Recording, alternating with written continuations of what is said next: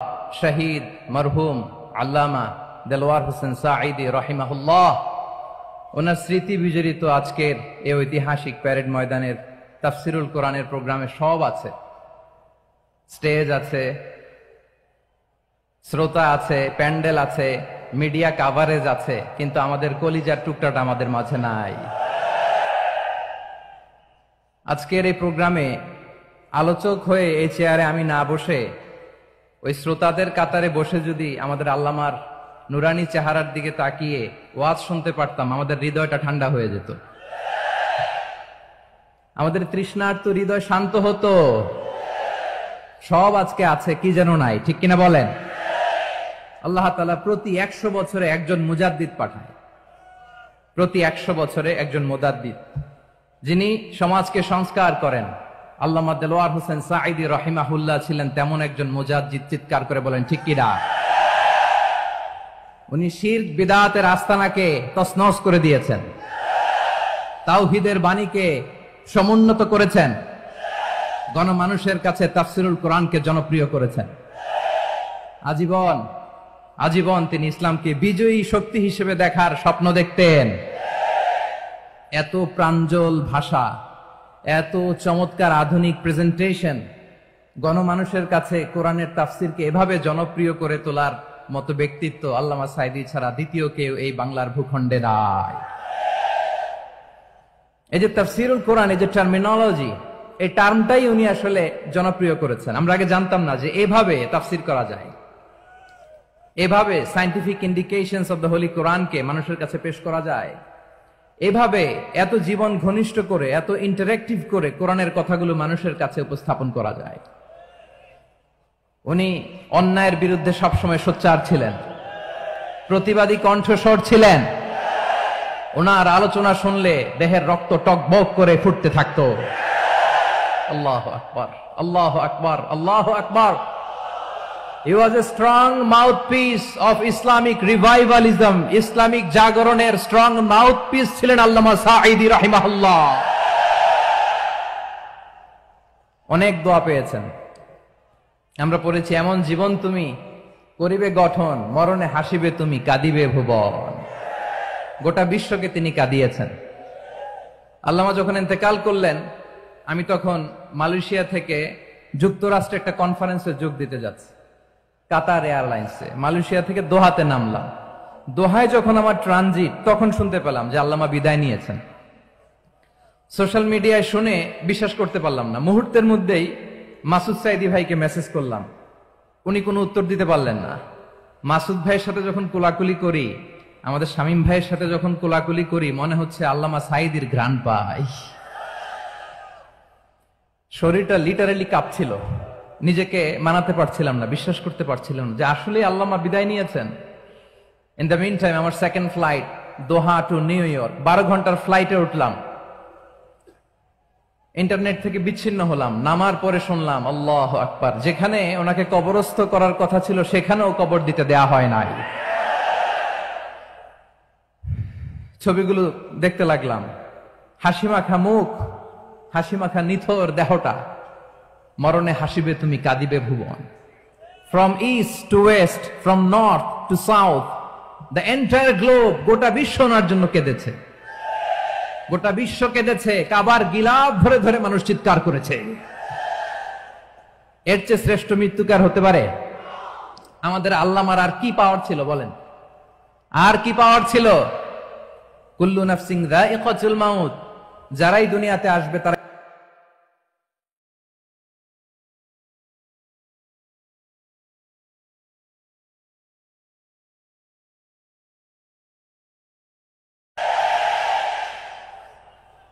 এটা যে পরিকল্পিত মেডিকেল কিলিং ছিল, এটা ধারণা করার পেছনে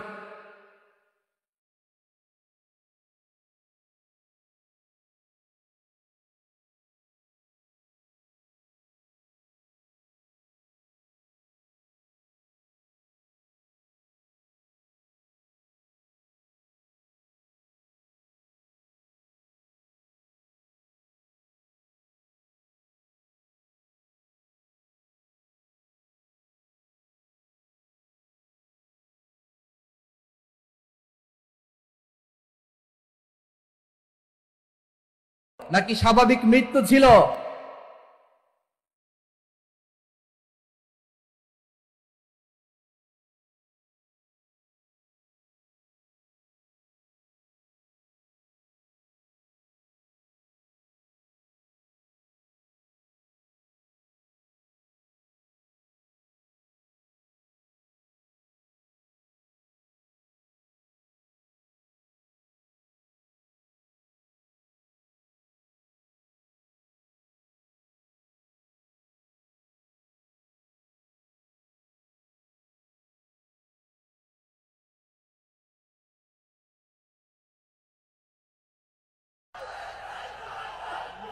আমার প্রিয় ভাইয়েরা, প্রিয় চট্টলাবাসী, আল্লাহ তাআলা তার এই মুখলেস গোলামকে তার জান্নাতুল ফেরদাউসের মেহমান হিসেবে কবুল করুক, তার জীবনের সকল খেদমাগুলোকে কবুল করুক, জান্নাতুল ফেরদাউসের আলা মাকামে তাকে মেহমান হিসেবে কবুল করুক। আল্লামা শহীদ দেলোয়ার হোসেন সাঈদী রাহিমাহুল্লাহ, উনি ছাড়াও এই ঐতিহাসিক ময়দানে কথা বলেছেন আল্লামা লুৎফুর রহমান রাহিমাহুল্লাহ। চলে গিয়েছেন আমাদেরকে ছেড়ে। তিনি বলতেন, ইনশাআল্লাহ মিজান আবার আসবে। হুজুর, আমি তো আসলাম, আপনি তো আমাদেরকে ছেড়ে চলে গেলেন। আল্লাহু আকবার, আল্লাহু আকবার, আল্লাহু আকবার। গলায় কোনো সুর ছিল না, সুর দিয়ে কথা বলতেন না, কিন্তু এত চমৎকার শব্দের বুনন, এত চমৎকার প্রেজেন্টেশন, এত চমৎকার ভাবে ঐতিহাসিক বর্ণনাগুলো তিনি উপস্থাপন করতেন। মন্ত্রমুগ্ধ হয়ে আমরা আল্লামা লুৎফুর রহমানের কথা শুনেছি। আমরা হযরতুল আল্লাম লুৎফুর রহমান রাহিমাহুল্লাহর জন্য এই বিশাল ময়দান থেকে দোয়া করছি, আল্লাহ তাআলা তুমি তোমার এই খাদেমকে জান্নাতের মেহমান হিসেবে কবুল করে নাও। আরো অনেক আল্লামারা এখানে কথা বলেছেন, বিশেষ করে বাইতুল শরফের মরহুম পীর সাহেব হুজুর থেকে শুরু করে আরো যারা যারা তারকাতুল্য ওলামায়ে কেরাম এই চট্টগ্রামের ময়দানে কথা বলেছেন, আলো ছড়িয়েছেন। আমরা এই লক্ষ লক্ষ তাওহীদি জনতাকে নিয়ে তাদের জন্য দোয়া করছি, আল্লাহ তাআলা ওনাদের জীবনের সকল ভুল ত্রুটি ক্ষমা করে দিয়ে তাদেরকে জান্নাতুল ফেরদাউসের মেহমান বানিয়ে নিক। আমরা এই ঐতিহাসিক প্যারেড ময়দানের প্রোগ্রাম থেকে স্মরণ করতে চাই 24-এর ছাত্র নাগরিক অভ্যুত্থানে আমার যে সমস্ত ছাত্র নাগরিক ভাইয়েরা দেহের তাজা রক্ত বিলি দিয়ে নতুন বাংলাদেশ আমাদেরকে উপহার দিয়েছে। বিশেষ করে আপনাদের এই চট্টগ্রামের শহীদ ফয়সাল, শহীদ ওয়াসিম সহ সকল শহীদকে আল্লাহ তাআলা কবুল করুক। আমরা সবাই পড়ি আমিন। প্রিয় ভাইয়েরা, আমি নগণ্য একজন কোরআনের ছাত্র, এত বিশাল মঞ্চে এত বড় প্ল্যাটফর্মে কথা বলা আমার জন্য সাজে না। তারপরও আমাদের মুরব্বীরা আমাদের ডানে বায়ে বসে আছেন, ওনাদের আদেশ ক্রমে, ওনাদের অনুমতি ক্রমে কিছু কথা আজকের এই ঐতিহাসিক প্রোগ্রামে আপনাদের সামনে উপস্থাপন করার চেষ্টা করব। ওমা তাওফীকি ইল্লা বিল্লাহ। প্রিয় ভাইয়েরা, 5 দিন ব্যাপী এই তাফসীরুল কোরআনের প্রোগ্রামে অনেক ওলামা হযরত কথা বলেছেন। যারা কোরআন সুন্নাহ থেকে আমাদেরকে কোরআনের কথাগুলো শোনালেন, আমরা যেন সেগুলো আমল করতে পারি, আল্লাহ আমাদেরকে তৌফিক দান করুক। শুরুতে আমাদের নিয়তটাকে খালেস করে নেওয়া দরকার। এই যে গ্যাদারিং, এই যে হিউজ শোডাউন, এগুলো যদি আমাদের নিজেদেরকে পরিবর্তন না করে তাহলে এতে কোনো লাভ নাই। জোরে বলেন ঠিক কিনা? এই প্রোগ্রাম যদি আমাদের জীবনকে পরিবর্তন করে, আমাদের চিন্তার ডিএনএ কে চেঞ্জ করে দেয়, তাহলেই চট্টগ্রামের প্যারেড ময়দান সার্থক। আসুন আমরা চিন্তাকে খালেস করে নেই। আমরা সবাই নিয়ত করি যে যতটুকু কথা আমরা কোরআনের আলোকে শুনবো, আমলের নিয়তে শুনবো ইনশাআল্লাহ। বলেন সবাই। আপনারা সবাই ঠিকঠাক আছেন তো? কখন আসছেন আপনারা? সবাই আসছেন কখন? সকালে, কেউ দুপুরে, 9টায়। আল্লাহ আল্লাহ। দুপুরের খাবার খাওয়ার সুযোগ হয়েছিল? খান নাই? রোজা রাখছেন? আমি কি দিয়ে বিদায় দেব আমার এই ভাইগুলোরে? আল্লাহ তুমি আমার ভাইগুলোরে কবুল করো। ইসলামের পক্ষের এই গণজোয়ারকে আগামীর বাংলাদেশের ইসলামের জন্য তুমি কবুল করো। যেই ভালোবাসা ইসলামের জন্য হয়, যেই গণজোয়ার কোরআনের জন্য হয়, পৃথিবীর কোন শক্তি দিয়ে সেটাকে আটকানো যায় না। জোরে বলেন ঠিক কিনা? এজন্য গ্রাজুয়ালি, সিস্টেম্যাটিক্যালি, মেথোডোলজিক্যালি আমাদেরকে আগাতে হবে, শুধু আবেগ দিয়ে নয়। বিবেকেরও দরকার আছে না নাই? প্রিয় ভাইয়েরা, আসুন, আমাদের কথা অনেক বেশি, সময় অনেক কম। আমরা আর কাল বিলম্ব না করে মহাবিশ্বয় মহাগ্রন্থ আল কুরআন আল কারীম থেকে কিছু কথা শুনি। আমি যে টপিকটা নিয়ে আজকের ঐতিহাসিক চট্টগ্রামের প্যারেড ময়দানের তাফসিরুল কোরআন প্রোগ্রামে আলোচনা করব, সেটা হচ্ছে সূরাতু আন-নাহলের 90 নম্বর আয়াত নিয়ে কিছু কথা আমরা উপস্থাপন করবার চেষ্টা করব ইনশাআল্লাহ। আমার খুতবার শুরুতেই আপনারা মোটামুটি আন্দাজ করে ফেলেছেন যে আমি কি নিয়ে আলোচনা করব, কারণ যে আয়াতটি আমি তেলাওয়াত করেছি এই আয়াতটি প্রায়শই এই ভূখণ্ডে, এই বাংলাদেশে জুমার দিনে খতিব সাহেবরা দ্বিতীয় খুতবা শেষের দিকে পড়ে না? কি কমন পড়ছে? ইন্নাল্লাহা ইয়া'মুরু বিল আদলি ওয়াল ইহসান ওয়া ইতা'i যিল কুরবা ওয়া ইয়ানহা আনিল ফাহশাই ওয়াল মুনকারি ওয়াল বাগি ইয়া'iদুকুম লাআল্লাকুম তাযাক্কারুন। মুখস্থ আছে না সবার? আসুন আমরা এই আয়াতের সরল অর্থ, এর মর্মবাণী, এর সংক্ষিপ্ত তাফসীর সবাই মিলে আজকের এই প্রোগ্রাম থেকে উদ্ধার করার চেষ্টা করি। আপনারা মনোযোগী আছেন তো? ইনশাআল্লাহ। এই আয়াতটা অনেক কম্প্রিহেন্সিভ একটা আয়াত। সাইয়েদনা আব্দুল্লাহ ইবনে মাসউদ রাদিয়াল্লাহু তাআলা আনহু উনি বলেছেন, ইন্নাহা মিন আজমাই আয়াতিল কুরআন, এটা কোরআনের সবচেয়ে জামে মানে আয়াত।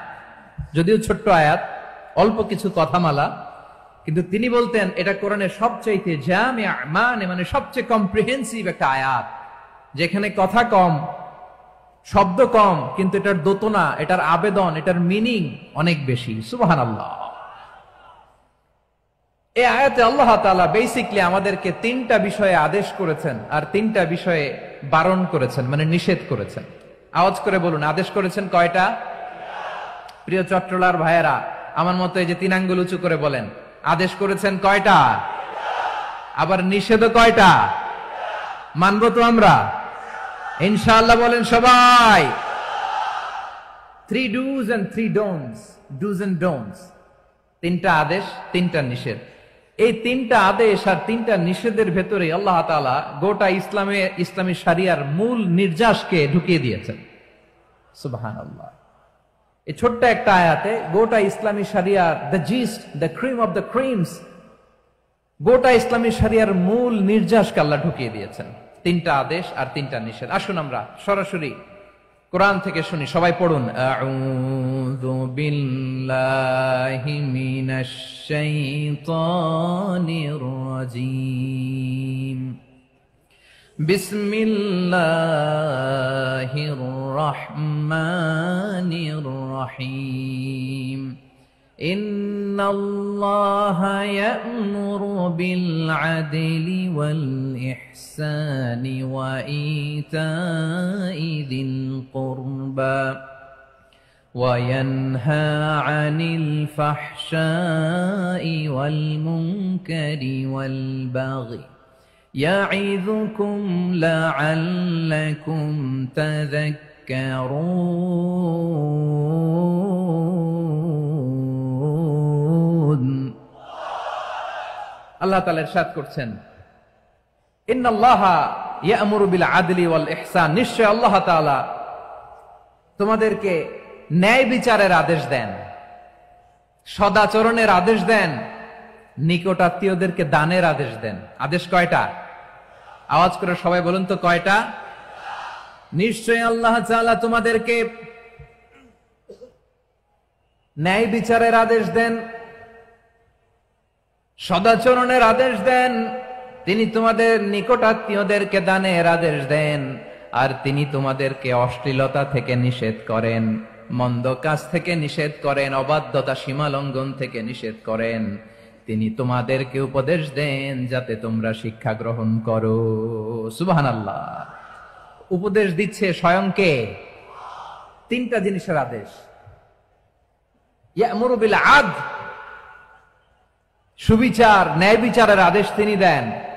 ইহসানের আদেশ দেন, যাতে আমরা ইহসান করি, একে অপরের প্রতি সুবিচার করি, মহানুভবতা দেখাই, অনুগ্রহ দেখাই, আর নিকট আত্মীয়দেরকে যেন আমরা দান করি। এই তিনটা আদেশ তিনি দিয়েছেন। আর কোন তিনটা জিনিস থেকে তিনি বারণ করেছেন? অশ্লীলতা, ফাহশা, মুনকার, মানে সব মন্দ আর অসৎ কাজ, এগুলো থেকে তিনি আমাদেরকে বারণ করেন। ওয়াল বাগি, অবাধ্যতা, সীমা লঙ্ঘন, এই তিনটা কাজ থেকে তিনি আমাদেরকে বারণ করেন। তিনি আমাদেরকে উপদেশ দেন, স্বয়ং আল্লাহ তাআলা আমাদেরকে উপদেশ দেন যাতে করে আমরা শিক্ষা গ্রহণ করি। সুবহানাল্লাহ পড়ে। তাহলে আসুন আমরা ধরে ধরে একটা একটা করে সামনের দিকে আগাই। আল্লাহ তাআলা প্রথমে আমাদেরকে আদেশ দিয়েছেন আদালের। ইন্নাল্লাহা ইয়া'মুরু বিল আদল, আওয়াজ করে বলুন আল আদাল। সবাই পড়ুন আল আদাল। আমরা উর্দু জানি, হিন্দি জানি, অনেকে ইংরেজিও জানি, কিন্তু আরবি শব্দগুলো আমাদের মুখ দিয়ে বেরোতে চায় না। আওয়াজ করে বলুন আল আদাল। মাশাআল্লাহ, ইন্নাল্লাহা ইয়া'মুরু বিল আদল। আল্লাহ তাআলা আমাদেরকে আদলের আদেশ দেন। আদল অনেকে না বুঝলেও আদালত শব্দটা বুঝবেন। আদালত, আদালত, আদালত বুঝেন না? যেখানে বিচার কার্যের ফয়সালা করা হয়, কোর্ট কাচারি আদালত, এটা তো ভেরি কমন। এটা শুনছেন না সবাই? আদালত, যেখানে ন্যায় বিচার হবে, সুশাসন হবে। কিন্তু ভাগ্যের কি নির্মম পরিহাস, ওখান থেকে মিথ্যা সাক্ষী দিয়ে মনমতো রায় দিয়ে দেয়া হয়। এগুলোর পরিবর্তন হওয়ার দরকার আছে না নাই? প্রিয় ভাইয়েরা, আদালত, আল আদল, ইংরেজিতে বলে জাস্টিস, ন্যায় বিচার, সুবিচার, সুশাসন, জাস্টিস, আল আদাল। সব জায়গায় এই জাস্টিস থাকা দরকার। Justice should be prevailed in the society. The mission of all prophet was to uphold the justice. সব নবীর মিশন ছিল এই জাস্টিসকে, আদালকে, সুশাসন আর সুবিচারকে নিশ্চিত করা। পড়েন সুবহানাল্লাহ। And the core message of every divine scripture was to uphold justice. পৃথিবীর সব আসমানি কিতাবের মূল শিক্ষা ছিল এই জাস্টিসকে সমাজে এনশিওর করা, সুবিচার, সুশাসনকে এনশিওর করা। তাহলে প্রিয় ভাইরা, আমরা বুঝতে পারলাম আল আদল শব্দের মানে হচ্ছে ইনসাফ বা সুবিচার বা ন্যায় বিচার। এটা হচ্ছে একটা general meaning, very general meaning. আপনি যদি ইন ডেপথ বুঝতে চান, আরো ভেতরে যান, তাহলে আদল মানে হচ্ছে সমন্বয়, আদল মানে হচ্ছে ভারসাম্য, ব্যালেন্স। আদল মানে হচ্ছে মধ্যম পন্থা। সুবহানাল্লাহ পড়েন। কারণ সব সময় সমান সমান হইলেই সুবিচার হয় না। কথা কি বুঝতেছেন? ইসলামের দ্য কনসেপ্ট অফ আদল, এটা এমন আদল, এটা সব সময় সমান সমান নয়। যখন সমান সমান দেয়া দরকার, ইসলাম সমান সমান দেয়। যখন ব্যালেন্স করা দরকার, চেক এন্ড ব্যালেন্স, সমন্বয়, ভারসাম্য করা দরকার, তখন ইসলাম ভারসাম্য করে দেয়। এটার নাম আদল। সুবহানাল্লাহ। সহজ করে আপনাদেরকে বুঝাই। যেমন ধরুন, একটা পরিবারের 3 জন সদস্য, স্বামী, স্ত্রী আর সন্তান। তাদের সকালবেলার ব্রেকফাস্টে, স্বামীর সকালের নাস্তায় স্বামীর 3টা রুটি লাগে, স্ত্রীর 2টা লাগে, আর সন্তানের 1টা রুটি লাগে। এখন আমি যদি সমান সমান করে আদল করতে চাই, সবাইকে যদি 3টা করে রুটি দেই, তাহলে স্বামী বেচারার জন্য ঠিক আছে? কি বলেন? কথা কি বুঝতেছেন না কষ্ট হয়ে যাচ্ছে? যদি সমান সমানের নিয়মে আগাই, তাহলে 3টা করে যদি রুটি দেই, স্বামীর জন্য ওকে, কিন্তু স্ত্রীর জন্য 1টা বেশি হয়ে যায়। আর সন্তানের জন্য কয়টা বেশি হয়? আচ্ছা, এই তো বুঝতেছেন, মাশাআল্লাহ। আচ্ছা, 2টা করে যদি সবাই রে দেয় সমান সমান নীতিতে, তাহলে স্ত্রীর জন্য, স্ত্রী বেচারির জন্য ঠিক আছে, কিন্তু স্বামীর কয়টা কম পড়ে? আর সন্তানের বেশি হয়ে যায় কয়টা? আচ্ছা, সমান সমান নীতিতে সবাইকে যদি সকালের নাস্তার জন্য 1টা করে রুটি দেই, সন্তানের জন্য ঠিক আছে, কিন্তু স্ত্রী বেচারির কম পড়ে কয়টা? স্বামীর কম পড়ে কয়টা? 2টা। কথা কি বুঝতেছেন? আর আমি যদি স্বামীকে দেই 3টা, স্ত্রীকে দেই 2টা, আর সন্তানকে দেই 1টা, তাহলে কারো অপচয় হবে না। যার যতটুকু দরকার ঠিক ততটুকুই কাজে লাগবে। চিল্লায় বলেন ঠিক কিনা? এটাই হচ্ছে ইসলামের আদল, যেখানে যার যতটুকু দরকার তাকে সেখানে ঠিক ততটুকু দিয়ে দেওয়ার নামই হচ্ছে আদল। চিল্লায় পড়েন আল্লাহু আকবার। রব্বুল আলামিন বলেন, ইউসিকুমুল্লাহু ফি আওলাদিকুম লিযযাকারি মিসলু হাযযিল উনসায়াইন। আল্লাহ তোমাদেরকে ওসিয়ত করেন, তোমাদেরকে আদেশ দেন, উত্তরাধিকার সম্পদ যখন বন্টন হবে, ছেলেরা যতটুকু পাবে, মেয়ে পাবে তার অর্ধেক। সুবহানাল্লাহ বলেন। দেখেন, ছেলে যদ্দূর, মেয়ে অর্ধেক, ছেলে ডবল পাবে। আপাত দৃষ্টিতে মনে হয় এখানে অবিচার হয়েছে, কিন্তু আসলে কি অবিচার হয়েছে? আপনি বিয়ের ক্ষেত্রে যান, ওইখানে আবার ছেলে মোহরানা দেয়, মেয়ে সেখানে মোহরানা পায়। তাহলে চেক এন্ড ব্যালেন্স, ভারসাম্য, ব্যালেন্স, মধ্যম পন্থা এখানে আছে না নাই? এটাই হচ্ছে ইসলামের আদল। আল্লাহ তাআলা এই আদলের আদেশ দিয়েছেন, সুবিচার, ন্যায় বিচার, সুশাসন এবং ভারসাম্যের আদেশ দিয়েছেন। প্রিয় ভাইয়েরা, একটি শান্তিময় সমাজ, একটা সমৃদ্ধ সমাজ, একটা মানবিক সমাজ যদি আমরা পেতে চাই, এই আয়াতের মধ্যে যতগুলো পয়েন্ট আছে সবগুলোর বাস্তবায়ন লাগবে। কথা বুঝতে পেরেছেন? বলেন, আওয়াজ করে বলেন, আমরা একটা শান্তির সমাজ চাই কি চাই না? আমরা একটা সমৃদ্ধ বাংলাদেশ চাই কি চাই না? আমরা একটা মানবিক বাংলাদেশ চাই কি চাই না? এই আয়াতে আল্লাহ তাআলা একটা মানবিক সমাজের রূপরেখা টেনেছেন। তার প্রথম কথা হচ্ছে ইন্নাল্লাহা ইয়ামুরু বিল আদল। আল্লাহ তাআলা তোমাদেরকে আদলের নির্দেশনা দেয়, সুবিচার সুশাসনের নির্দেশনা দেয়। যে সমাজে আদল থাকে না সেই সমাজে জুলুম মানুষের ঘাড়ে চেপে বসে। আদলের বিপরীত হচ্ছে জুলুম। আদলের বিপরীত কি? জুলুম বা জাওর, অত্যাচার, অবিচার, বৈষম্য। এই যে বৈষম্য বিরোধী ছাত্র আন্দোলন কেমন পড়ছে? এই যে একজন সমন্বয়ক তো দেখা করলো আমার সাথে। জুলুম মানে হচ্ছে বৈষম্য। বৈষম্যের স্থান ইসলামে নাই, অবিচারের স্থান ইসলামে নাই, জুলুমের স্থান ইসলামে নাই। আদাল, ন্যায় বিচারের আদেশ আল্লাহ তাআলা কোরআনের বিভিন্ন আয়াতে দিয়েছেন। আল্লাহ তাআলা বলছেন, ইন্নাল্লাহা يأمركم أن تؤدوا الأمانات إلى أهلها وإذا حكمتم بين الناس أن تحكموا بالعدل إن الله نعم ما يعظكم به إن الله كان سميعا بصيرا। আল্লাহ তাআলা বললেন, আল্লাহ আদেশ দিচ্ছেন যে ব্যক্তি আমানতের হকদার তার হাতে তোমরা আমানত পৌঁছে দাও। আর যখন তোমরা বিচার কার্য করবে, বিচার ফয়সালা করবে, আদালতের সাথে করো। সুবহানাল্লাহ বলেন। ওয়া ইযা হাকামতুম বাইনান নাসি আন তাহকুমু বিল আদল, আদালতের সাথে করবা। আল্লাহ তাআলা বলেন, যারা জাজ হবে, বিচারক হবে, তাদের যদি বাদী বিবাদীর কারোর সাথে শত্রুতা থাকে, কারোর সাথে যদি কোনো ধরনের রেষারেষি থাকে, আল্লাহ বলেন বিচার কার্য করতে যে ওই শত্রুতা রেষারেষির কারণে আদালতের বাইরে যে অবিচার করে বিচার করো না। ওয়ালা ইয়াজরিমান্নাকুম শানাআনু কওমিন আলা আল্লা তা'দিলু ই'দিলু হুয়া আকরাবু লিত্তাকওয়া ওয়াত্তাকুল্লাহা ইন্নাল্লাহা খাবীরুম বিমা তা'মালুন।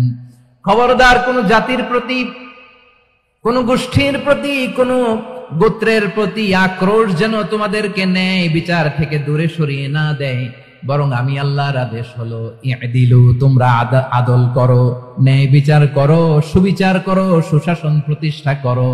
হুয়া আকরাবু লিত্তাকওয়া, এটাই তাকওয়ার সবচেয়ে কাছাকাছি। সুবহানাল্লাহ বলেন। কোরআনের বিভিন্ন আয়াতে আল্লাহ তাআলা স্পেসিফিকলি ধরে ধরে বিচার করার সময় আমরা যেন আদাল করি সেটা বলেছেন। কোরআনের কোন কোন জায়গায় আল্লাহ তাআলা এই আল আদল শব্দটা ব্যবহার করেছেন। আবার একই জিনিস ইনসাফ, সুবিচার, সুশাসন, ন্যায় বিচার, ন্যায় পরায়ণতা বুঝাতে আল্লাহ তাআলা কখনো কখনো আল কিসত শব্দটা ব্যবহার করেছেন। আওয়াজ করে সবাই বলুন আল কিসত। প্রিয় ভাইরা, সবাই আওয়াজ করে আমার সাথে সাথে বলুন আল কিসত।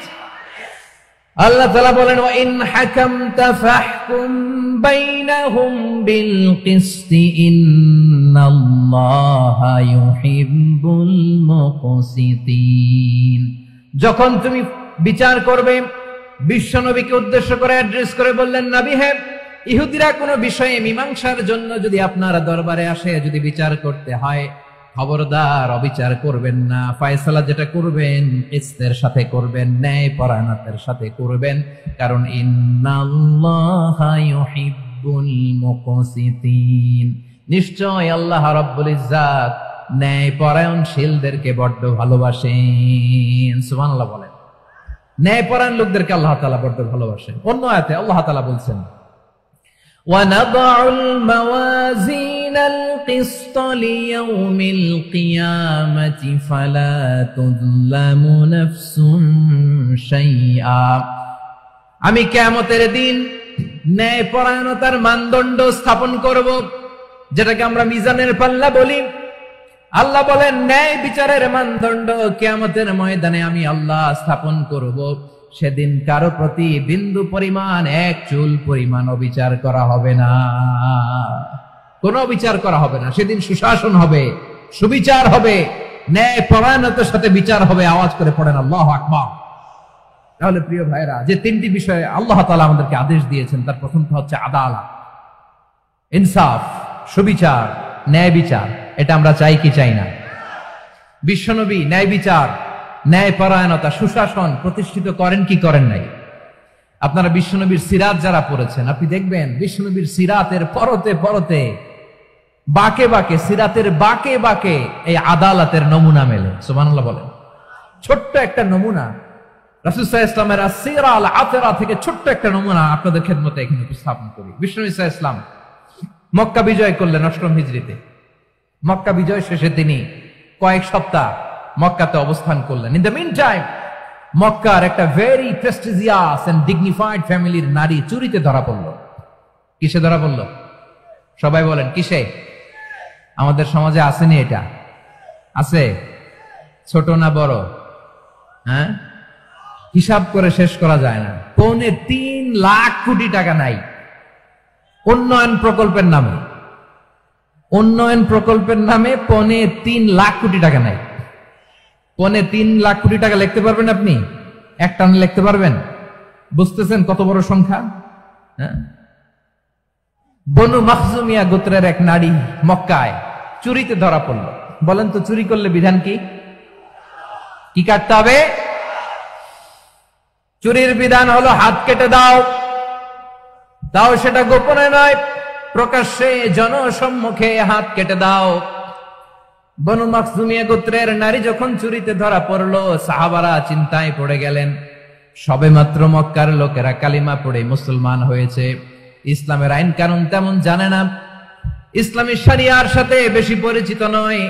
এখন যদি বিশ্বনবী চুরির যেই বিধান এটা যদি কায়েম করে হাত যদি কেটে দেয়, না জানি মক্কার লোকেরা আবার বিগড়ে যায়, না জানি মক্কার লোকেরা আবার মুরতাদ হয়ে যায়, না জানি মক্কার লোকেরা ইসলাম থেকে দূরে সরে যায়। চলো চলো, সাহাবীরা মিলে পরামর্শ করলেন, চলো বিশ্বনবীর কাছে যে বলি, ও নবী, শুধু কেবলমাত্র একমাত্র এই নারীর জন্য চুরির হাত কাটার বিধানটা আপনি একটু থামিয়ে দেন। চুরির হাত কাটার যে বিধান এইখানে একটু রহিত করে দেন, বাকিগুলা কইরেন মদিনাতে যে চলবে, কিন্তু মক্কায় এবারের জন্য মাফ করে দেন। কিন্তু কে বলবে? এই যে পরামর্শ, সাজেশন, এটা কে দিবে বিশ্বনবীর কাছে? সাহাবারা চিন্তায় পড়ে গেলেন। আল্লাহর নবীর সামনে দাঁড়িয়ে আল্লাহর দেয়া হুদুদ, আল্লাহর দেয়া বিধান থামিয়ে দেওয়া, মাফ করে দেওয়া, এই কথা বিশ্বনবীর সামনে বলার সাহস তো কেউ রাখে না। কেউ কেউ বলল, বিশ্বনবীর পালক পুত্র যায়েদ বিন হারেসার সন্তান উসামারে বিশ্বনবী নাতির মতো আদর করে, বড্ড বেশি ভালোবাসে উসামারে। এজন্য সাহাবারা উসামাকে বলতো হিব্বু রাসূলিল্লাহ, বিশ্বনবীর ভালোবাসা। কি বলতো? সাহাবীরা বললেন বিশ্বনবীর ভালোবাসা হিব্বু রাসূলিল্লাহ, উসামারে পাঠাও। উসামারে বিশ্বনবী নাতির মতো স্নেহ করে, মায়া করে, ভালোবাসে। আমরা পারবো না, উসামা পারবে। সবাই মিলে ফুলিয়ে ফুসিয়ে উসামাকে, ছোট্ট উসামাকে রাজি করালো। উসামা, এমন এমন কথা যে তুমি বিশ্বনবীর কাছে বলতে হবে, পারবা নাকি? উসামা বলে, পারবো। সাইয়েদনা উসামা রাদিয়াল্লাহু তাআলা আনহু তরুণ সাহাবী বিশ্বনবীর কাছে গেলেন, যে বললেন, নবী, বনু মাখজুমিয়া গোত্রের এক নারী চুরিতে ধরা পড়েছে, এবারের জন্য কি এই মহিলাটারে মাফ করে দিলে হয় না? এবারের জন্য একটু ক্ষমা করা যায় না নবী? বিশ্বনবী বলেন, আতাশফাউ ফি হাদ্দিন মিন হুদুদিল্লাহ, তোমার এত বড় সাহস উসামা, তুমি আল্লাহর হাত, আল্লাহর দেয়া বিধান, এটার ব্যাপারে সুপারিশ করতে এসেছো? তোমরা কি জানো তোমাদের আগে যত কওম, যত গোত্র, যত জনপদ ধ্বংস হয়েছে, তার কারণ ছিল তাদের মধ্যে গরিবরা অন্যায় করলে তারা বিচার করত, আর ধনীরা অন্যায় করলে তারা মাফ করে দিত। খবরদার! ওয়া আইমুল্লাহ লাউ আন্না ফাতিমাতা বিনতি মুহাম্মাদিন সারাকাত লাকাতা মুহাম্মাদুন ইয়াদাহা। বিশ্বনবী বললেন, ওরে উসামা, বনু মাখজুমিয়ার ওই প্রেস্টিজিয়াস এন্ড ডিগনিফাইড ফ্যামিলির মেয়ে তো দূর কি বাত, অনেক দূরের কথা।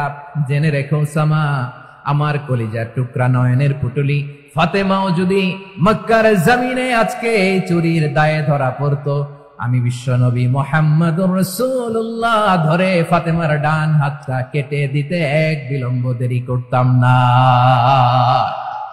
ইন্নাল্লাহা ইয়ামুরু বিল আদল, আমাদেরকে জাস্টিস শেখায়। পশ্চিমারা আমাদেরকে ইনসাফ শিখায়, আমাদেরকে সুশাসন শিখায়। আর ইনসাফ, সুশাসন, ন্যায় বিচার, সুবিচার, জাস্টিস কারে বলে বিশ্বনবীর বায়োগ্রাফি থেকে জেনে নাও। এই ছিল বিষ্ণু ঈসা ইসলামের আদালতের নমুনা। আপনি যদি সাইয়েদনা উমর ফারুকের জীবনের দিকে তাকান, এমন কঠোর, এমন বীর সেনানী ছিলেন। সাইয়েদনা উমর ফারুক যদি রাস্তার এই মাথা দিয়ে হাঁটা শুরু করতেন, শয়তান উমর ফারুককে দেখলে ওই রাস্তা রেখে দিয়ে অন্য রাস্তা দিয়ে হাঁটতো। সুবহানাল্লাহ। উমর ফারুক রাদিয়াল্লাহু তাআলা কি পার্সোনালিটি ছিল, কি পার্সোনালিটি। আমাদের এলাকায় ছোট বাচ্চারা রাতে ভাত খেতে চায় না, আমার মেয়েটাও খেতে চায় না। এই এটা দিব, ওইটা দিব, আজকে মাহফিলে আসার সময় বলে দিছে লিস্ট করে এটা এটা আনতে হবে। তো ছোট্ট বাচ্চাদের অনেক বায়না থাকে, ওরা রাতে খেতে চায় না। তো মায়েরা বিভিন্ন ভয় দেখায়, এই বাঘ আসবে, বাঘ আসবে খাও, এই ভূত আসবে, ভূত আসবে খাও। আপনারা কি বলেন চট্টগ্রামে? কি আসবে? হ্যাঁ, ভূত, ভূত, ভূত আসবে, বাঘ আসবে, খাও খাও খাও, তাড়াতাড়ি খাও। তো বাচ্চারা এগুলো শুনে ভয়ে খেতে শুরু করে। মদিনার জমিনেও একই ঘটনা ঘটতো। মদিনার ছোট্ট ছোট্ট সোনামণিরা খেতে চাইতো না। তো মায়েরা বলতো, হা হুয়া ইয়াতি উমর, হা হুয়া ইয়াতি উমর, ওই যে উমর আসতেছে, উমর। উমরে ফারুকের কথা শুনলে বাচ্চারা একেবারে ঠান্ডা। সুবহানাল্লাহ পড়বেন না? প্রভু তুমি বলেছ রাসূল দেবে না, বলনি দেবে না ওমর, বলনি দেবে না হামজা তারি, খালিদ বিজয় সমর। প্রভু তুমি বলেছ রাসূল দেবে না, বলনি দেবে না ওমর, বলনি দেবে না হামজা তারি, খালিদ বিজয় সমর। প্রভু তুমি বলেছ রাসূল দেবে না। আল্লাহু আকবার। উমর ফারুক রাদিয়াল্লাহু তাআলা আনহু, ওনার কথা শুনলে গায়ের মধ্যে গুজবাম হয়, গায়ের পশমগুলো দাঁড়িয়ে যায়। সুবহানাল্লাহ বলেন। কি পার্সোনালিটি ছিল, কি ব্যক্তিত্ব ছিল। মুনাফিকরা উমর ফারুককে জমের মতো ভয় পেতেন। শয়তান, খুব শয়তান এই রাস্তা দিয়ে আসলে শয়তান অন্য রাস্তা দিয়ে হাঁটত। উমর ফারুক রাদিয়াল্লাহু তাআলা আনহুর জীবনে যদি দেখেন, তাহলে সেখানে আপনি আদালতের, ইনসাফের, সুশাসনের, জাস্টিসের নমুনা দেখতে পাবেন। কয়টা শুনবেন? সাইয়েদনা উমর ফারুকের রাদিয়াল্লাহু তাআলা আনহুর সন্তান আব্দুর রহমান মিশরে মদ খেয়ে মদ্যপ অবস্থায় ধরা পড়েছে। মদ খাওয়ার কারণে, মদ যদি কেউ পান করে আর যদি প্রমাণিত হয়, তার বিচার হলো 80 বেত। আওয়াজ করে বলেন কয় বেত? বাংলাদেশেও তো এই আইন আছে নাকি? বাংলাদেশে আছে? হ্যাঁ, মদ খাইলে 80 বেত, এই আইন বাংলাদেশে চালু হোক। আমরা চাই কি চাই না? চাই সবাই। এজন্যই তো ইসলাম ভাল লাগে না। ইসলামকে ভাল লাগে না। ইসলামকে আউট করে রাখতে পারলেই তো এরকম বড় বড় বোতল খাওয়া যায়। একেবারে সহজ, পানির মতো সহজ, হিসাব একেবারে সহজ। উমর ফারুক রাদিয়াল্লাহু তাআলা আনহুর ছেলে ভুল করে মদ পান করে ফেলেছিলেন। আব্দুর রহমান, ঘটনা ঘটেছে মিশরে। মিশরের গভর্নর তখন আমর ইবনে আস রাদিয়াল্লাহু তাআলা আনহু। আব্দুর রহমানের ভাই যে গভর্নরকে বলল, গভর্নর যদি একটু দয়া করেন, খলিফার ছেলে আমার ভাই আব্দুর রহমান মদ্যপ অবস্থায় ধরা পড়েছে, জনসম্মুখে যদি আপনি বেত্রাঘাত করেন আমাদের প্রেস্টিজ থাকে না, যদি 80 বেত আপনি মারেন আমার কোনো কথা নাই, কিন্তু ঘরের ভেতরে মারেন। আব্দুর রহমানের ভাইয়ের সুপারিশ শুনে সাইয়েদনা আমর ইবনে আস রাদিয়াল্লাহু তাআলা আনহু রাজি হয়ে গেলেন। ঘরের ভেতরে লোকচক্ষুর আড়ালে 80 বেত তিনি মানলেন। কিন্তু ঘটনাক্রমে এই কথা লুকিয়ে লুকিয়ে ঘরের ভেতরে 80 বেত মারার কথা সাইয়েদনা উমর ফারুক মদিনা থেকে জানতে পারলেন। মদিনা থেকে তিনি ফরমান জারি করলেন, এই বিচার যেমনটি আমর ইবনে আস আদায় করেছে, এটা প্রকৃতপক্ষে আদায় হয় নাই।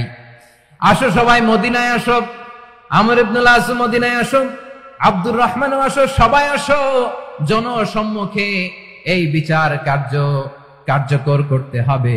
সাইয়েদনা উমর ফারুক মসজিদে নববীর পিলারের মধ্যে নিজের ছেলেকে বাঁধলেন, আবার জনসম্মুখে 80টা বেত তার গায়ের মধ্যে মারলেন। মাজমুয়ে ফাতাওয়া ইবনে তাইমিয়া রাহিমাহুল্লাহ উনি এটা নকল করেছেন। এটা সবচেয়ে বিশুদ্ধ মত, আর অনেক মত আছে। মারা গেছে কবরের উপর, ওগুলো বাদই দিলাম। কেমন খালিফা ছিলেন, কেমন খালিফা। পশ্চিমারা তোমরা জাস্টিস আমাদেরকে শেখাও, ইনসাফ কারে বলে সুশাসন আমাদেরকে তোমরা শিখাও। ওমরে ফারুক রাদিয়াল্লাহু তাআলা আনহু ওইটাকে, ওই বিচারকে তিনি ধর্তব্য মনে করেন নাই। মদিনাতে এনে আবার জনসম্মুখে আবার আশীর্বাদ মেরেছেন। মিশরে ওমরে ফারুক রাদিয়াল্লাহু তাআলা আনহু আমর ইবনুল আসকে গভর্নর করে পাঠালেন। সেখানে আমর ইবনুল আসের ছেলে একটা প্রতিযোগিতায় রানার আপ হয়েছে। এক মিশরি সেখানে চ্যাম্পিয়ন হয়েছে। রানার আপ বুঝতে পেরেছেন তো? রানার আপ সেকেন্ড হয়েছে, এক মিশরি হয়েছে চ্যাম্পিয়ন প্রথম। কিন্তু গভর্নরের ছেলে ও জিততে পারে নাই। ও রাগে ওই মিশরির গায়ের মধ্যে কয়েকটা লাঠি দিয়ে বাড়ি মেরেছে। মিশরি যে মদিনাতে ওমরে ফারুকের কাছে বিচার দিলেন, আপনার গভর্নরের ছেলে অন্যায়ভাবে আমার গায়ে হাত তুলেছে। সাইয়েদনা ওমরে ফারুক আবার ফরমান জারি করলেন, আসো মদিনাতে আসো। মিশরীকে ডাকলেন। ওই মিশরের গভর্নর আমর ইবনুল আস রাদিয়াল্লাহু তাআলা আনহুকে ডাকলেন, তার ছেলেকেও ডাকলেন। সবাই বসে রইল।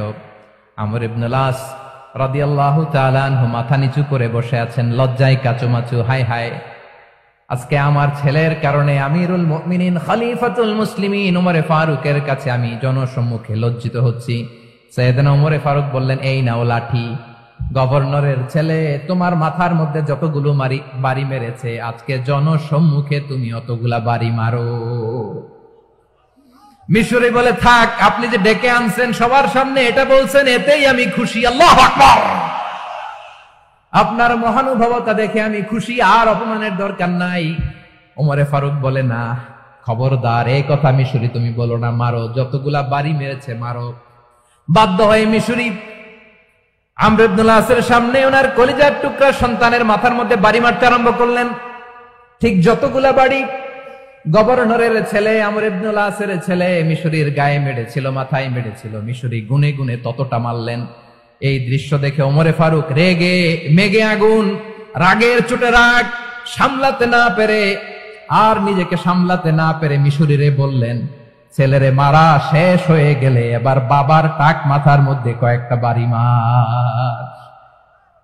রাগের চোটে, আউট অফ অ্যাঙ্গার, রাগের চোটে, যে আমার পাঠানো গভর্নর আমর ইবনুল আস তার ছেলেকে কেন আদব তারবিয়া কেন শিক্ষা দিতে পারে না। ছেলেরে মারা হইলে এবার আমর ইবনুল আসের মাথার মধ্যে দুইটা মারো। এটা রাগে বলেছে, এটা শাস্তি হিসেবে না। সুবহানাল্লাহ পড়ে। তোমরা আমাদেরকে সুশাসন শিখাও, আমাদেরকে সুশাসন শিখাও। বিশ্বনবী বলেন, আদল এটা যেন তেন বিষয় না, এটা দিয়েই মানবিক সমাজ গড়তে হবে। আল্লাহ তাআলা কিয়ামতের কঠিন ময়দানে, যেদিন স্বামী স্ত্রীকে চিনবে না, স্ত্রী স্বামীকে দেখে পালিয়ে যাবে, বন্ধু বন্ধুরে চিনবে না, পীর সাহেব মুরিদরে চিনবে না, মুরিদ পীর সাহেবরে চিনবে না, দলের কর্মী তার নেতারে চিনবে না, নেতা তার কর্মীরে চিনবে না, বন্ধু বন্ধুরে দেখে পালাবে। এই কঠিন মুহূর্তে সূর্যটা মাথার কাছে চলে আসবে, জমিনটা তামার জমিন হবে, আজকের জমিনের মতো নয়। মানুষ ঘর্মাক্ত, ক্লান্ত, শ্রান্ত মাথার মগজগুলো কানের ছিদ্র আর নাকের ছিদ্র দিয়ে বেয়ে বেয়ে পড়বে। বিশ্বনবী ফরমান, কিয়ামতের ওই কঠিন ময়দানে 7 শ্রেণীর ব্যক্তিকে রব্বুল আলামিন তার আরশের নিচে ছায়া দিবেন। তার মধ্যে প্রথম শ্রেণীর ব্যক্তি হলো ইমামুন আদিল। ইমামুন আদিল, ন্যায়পরায়ণ শাসক, যে ইনসাফের সাথে বিচার করে, যে জাস্টিস সমাজে সার্ভ করে, যে সুশাসন নিশ্চিত করে, ওই ইমামুন আদিল। আদিল শব্দটা বুঝছেন না? ইন্নাল্লাহা ইয়া'মুরু বিল আদল, পাইছেন? আদিল। 7 শ্রেণীর ব্যক্তিকে আল্লাহ তাআলা সুশীতল আরশের নিচে ছায়া দিবেন, যেদিন তার দেয়া ছায়া ছাড়া কোনো ছায়া থাকবে না। এর প্রথম হচ্ছে ইমামুন আদিল, ন্যায়পরায়ণ শাসক। চিল্লায় বলেন সুবহানাল্লাহ। আবার বিশ্বনবী বললেন, ইন্নাল মুকসিতিনা ইনদাল্লাহি আলা মানাবিরা মিন নূর আন ইয়ামিনির রহমান। কিয়ামতের দিন যারা ন্যায়পরায়ণ হিসেবে আল্লাহর সামনে দাঁড়াবে, কিয়ামতের দিন রব্বুল আলামিন তার আরশের ডান দিকে ওই ন্যায়পরায়ণ লোকদের জন্য আরশের ডান দিকে একটা নূরের মিম্বারে তাদেরকে বসার সুযোগ করে দিবে। আল্লাহর আরশের ডান দিকে ন্যায়পরায়ণ লোকদের জন্য আল্লাহ তাআলা নূরের মিম্বার বানাবে। চারটেখানে কথা মনে করেছেন, আল আদাল, জাস্টিস, ইন্নাল্লাহা ইয়া'মুরু বিল আদল। আল্লাহ তাআলা এই আদালতের নির্দেশনা দেয়, সুবিচার, সুশাসন। প্রিয় ভাইয়েরা, এটা আমরা বাংলাদেশে চাই কি চাই না? এই যে অরাজকতা, এই যে অন্যায়, এই যে জুলুম, এই যে ইনকনসিস্টেন্সি, সমাজের অসঙ্গতির প্রধান কারণ জাস্টিস নাই, সুবিচার নাই, সুশাসন নাই।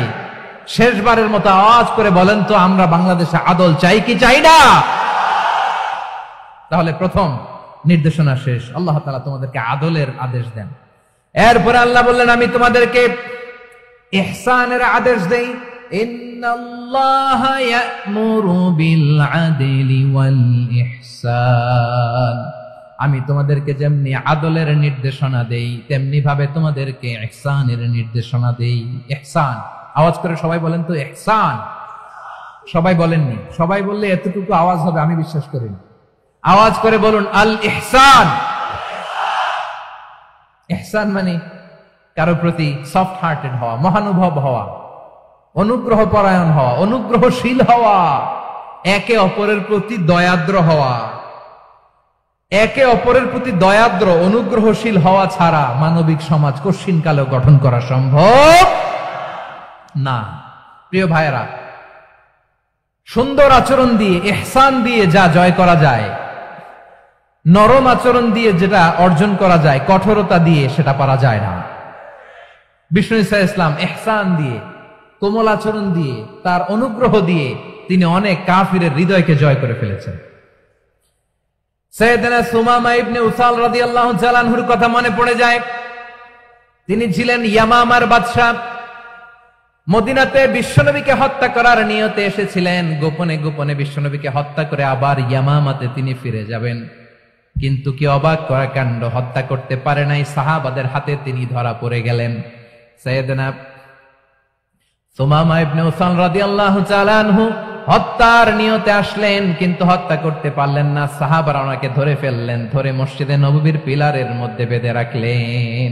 সুমামা ইবনে উসাল, সিরাত থেকে শুনে, সিরাত থেকে শোনাচ্ছি, রাদিয়াল্লাহু তাআলা আনহু ইয়ামামার অধিপতি ছিলেন। ইয়ামামা বিশ্বনবীকে হত্যার জন্য আসছেন, ধরা পড়ে গেছেন, এখন মসজিদে নববীতে বেঁধে রাখছে, তার মানে বন্দী। এখন স্ট্যাটাস কি? বন্দী, ক্যাপটিভ। বিষ্ণু ঈসা ইসলাম সাহাবাদেরকে বললেন, তার খোঁজ খবর নিও, সুমামা ইবনে উসালের খোঁজ খবর নিও। সাহাবার বলেন, ইয়া রাসূলুল্লাহ, আপনাকে হত্যা করতে এসেছে, তার তো কঠিন ক্যাপিটাল পানিশমেন্ট হওয়া দরকার, কঠিন শাস্তি হওয়া দরকার। বিশ্বনবী বললেন, না, আমি যেটা জানি তোমরা সেটা জানো না, তোমরা সুমামার সাথে ভালো আচরণ করো। বিশ্বনবী সুমামার কাছে গেলেন। প্রথম দিন যে তিনি কালেমার দাওয়াত দিলেন, ইমানের দাওয়াত দিলেন, ইসলামের দাওয়াত দিলেন, রিসালাতের দাওয়াত দিলেন, আখিরাতের দাওয়াত দিলেন। পরের দিন যে বিশ্বনবী সালাতের দাওয়াত দিলেন, যাকাতের দাওয়াত দিলেন, ইসলাম কি, কিভাবে, কেমন করে পালন করতে হয় চমৎকার আর্টিকুলেট করতে শুরু করলেন। তন্ময় হয়ে সুমামা ইবনে উসাল রাদিয়াল্লাহু তাআলা আনহু বিশ্বনবীর কথাগুলো শুনতে আরম্ভ করলো। একদিন নয়, 2 দিন নয়, টানা 3 দিন বিশ্বনবী সুমামার কাছে ইসলামকে প্রেজেন্ট করেছেন, উপস্থাপন করেছেন। আওয়াজ করে বলেন, কয় দিন? 3 দিন। 3 দিন মসজিদে নববীতে বাঁধা। আর সাহাবীদেরকে বললেন, তার খোঁজ খবর নিও, তোমরা যে রুটি বানাও এর মধ্যে সবচেয়ে ভালো আটার রুটিটা তারে দিও, সবচেয়ে রিফাইন্ড খেজুর, যেটা পিওর খেজুর, এটা তারে দিও। আর বিশ্বনবী নিজের ওট থেকে দুধ দহন করে ওনার বাড়ির এক কর্মচারীকে বলেছেন, দুধ দহন করে সুমামার জন্য নিয়ে যেও। সুবহানাল্লাহ পড়বেন না?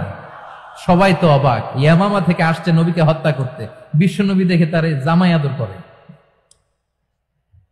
তাকে মজার মজার খাবার দিও, দুধ দিও, আদর আপ্যায়ন করো। 1 দিন নয়, 2 দিন নয়, টানা 3 দিন বিশ্বনবী এভাবে সুমামার কাছে যেয়ে ইসলামকে প্রেজেন্ট করতে আরম্ভ করলেন, ইসলামকে উপস্থাপন করতে শুরু করলেন। আর তাকে চমৎকার এন্টারটেইনমেন্ট, আপ্যায়ন দিতে আরম্ভ করলেন। টানা 3 দিন যখন ইসলামের দ্য বিউটিজ অফ ইসলাম, ইসলামের সুমহান বাণী, সৌন্দর্য তার কাছে উপস্থাপন শেষ, তাকে আপ্যায়ন শেষ। বিশ্বনবী বললেন সাহাবাদেরকে, যাও এবার সুমামার হাতের পায়ের রশি দুটো খুলে দাও।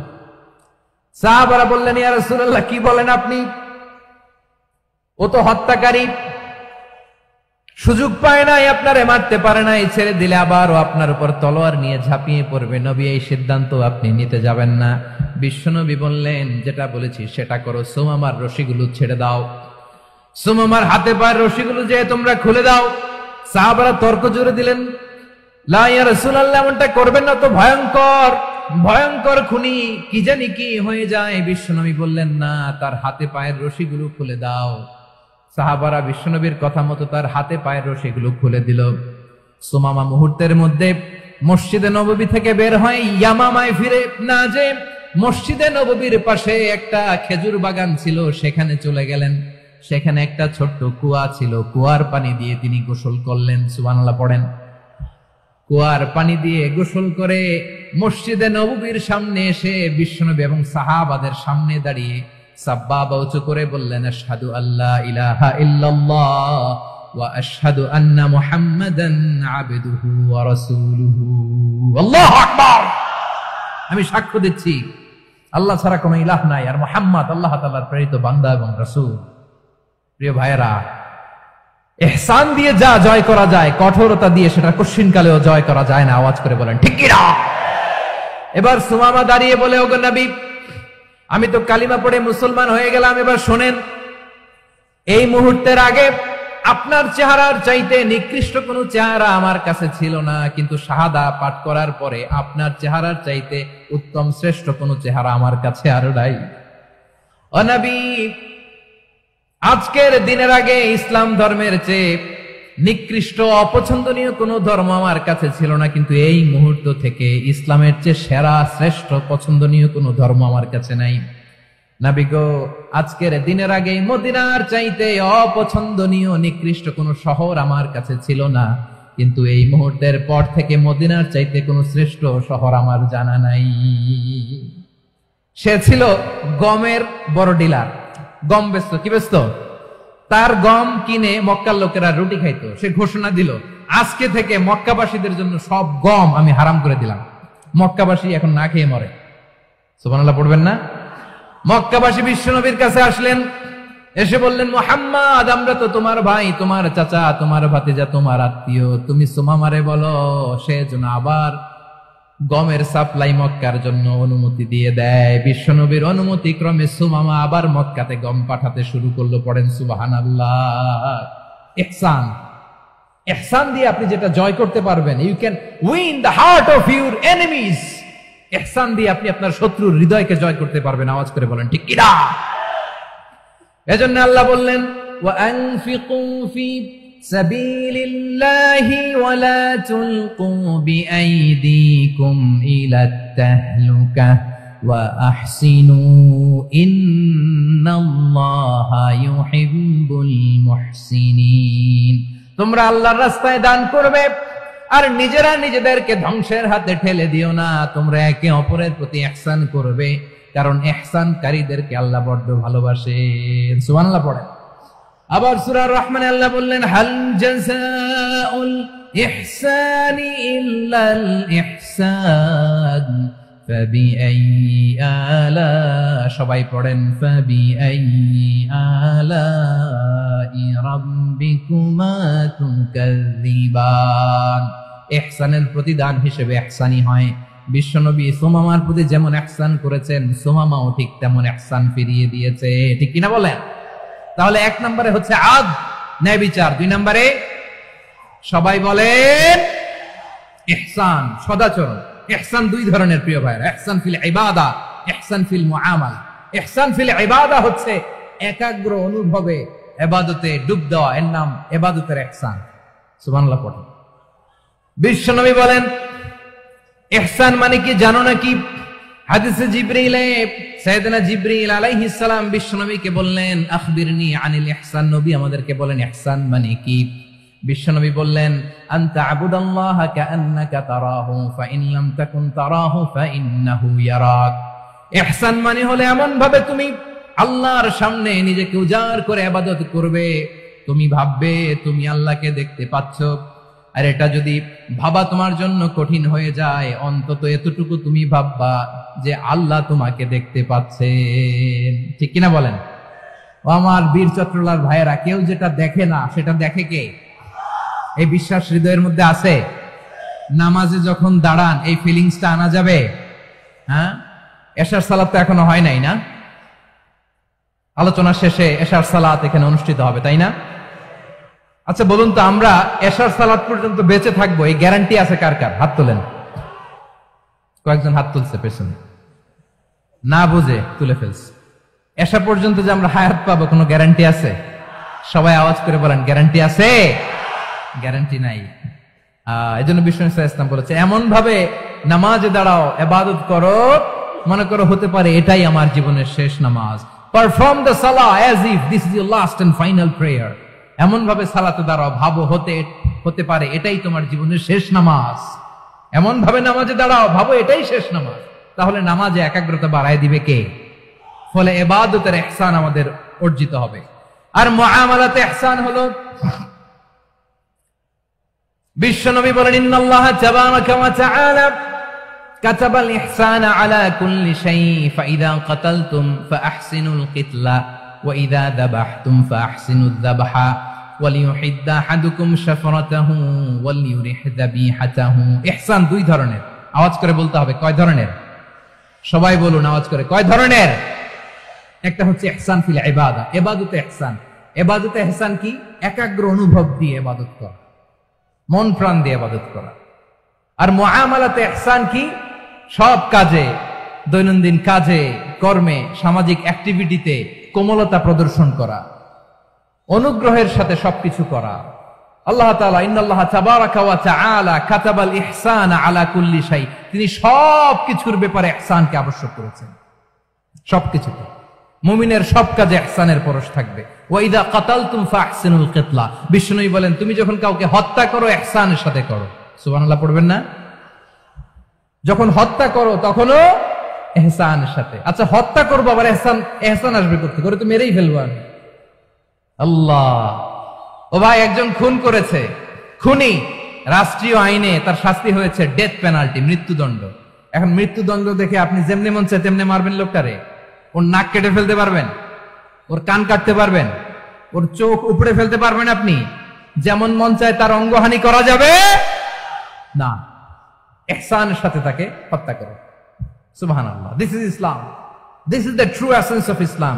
ওয়া ইযা যাবাহতুম ফাহসিনুয যাবহা, যখন জবাই করবে তখনও ইহসানের সাথে জবাই করো। করব জবাই, ওইখানেও নাকি ইহসান। আচ্ছা কুরবানির দিন আমরা পশুগুলোরে কি করি বলেন সবাই আওয়াজ করে? জবাই। জবাই মানে তো এটারে মেরেই ফেলতেছি, একটু পরে তো টুকরো টুকরো করে গোশতগুলো খাবো, এটা তো খাবো, এটা তো মেরেই ফেলবো। বিষ্ণু বলে না, জবাইয়ের মধ্যেও মুমিনের জবাইয়ের ভেতরেও ইহসানের পরশ থাকা চাই। যখন জবাই করবে প্রাণীটাকে হাত পা টাইট করে বেঁধে নাও, ছুরিটাকে শার্পেন করে নাও, ধারালো করে নাও, যাতে অল্প সময়ে জবাইটা হয়ে যায়, প্রাণীটা যাতে কম কষ্ট পায়। সুবহানাল্লাহ পড়ে। This is called Ihsan.